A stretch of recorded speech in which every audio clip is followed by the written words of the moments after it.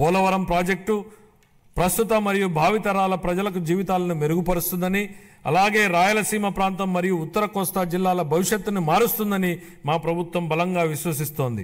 భవిష్యత్తును తీర్చిదిద్ది వ్యవసాయాన్ని పరిరక్షించి మన రాష్ట్రాన్ని నీటి భద్రత గల కరువు రహిత రాష్ట్రంగా మార్చే శక్తి ఈ ప్రాజెక్టుకు ఉంది. మా ప్రభుత్వం ఈ ప్రాజెక్టు మొదటి దశకు గాను కేంద్ర ప్రభుత్వం నుండి 12,157 కోట్ల రూపాయలను పొందగలిగింది. ఇప్పటికి 73% పురోగతిని సాధించిన ఈ ప్రాజెక్టు 2027 నాటికి పూర్తి కానుంది. గోదావరి జలాలు ఏటా 2,000 టీఎంసీల నీరు సముద్ర పాలవుతున్న పరిస్థితి ఓవైపు, నీరు లేక ఎడారిగా మారుతున్న రాయలసీమ ప్రాంతం మరోవైపు.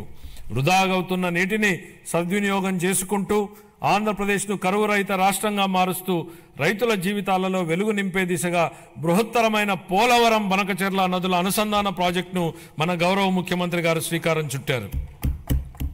దీనికోసం ప్రణాళికలు రూపొందించే ప్రక్రియ ప్రారంభమైంది.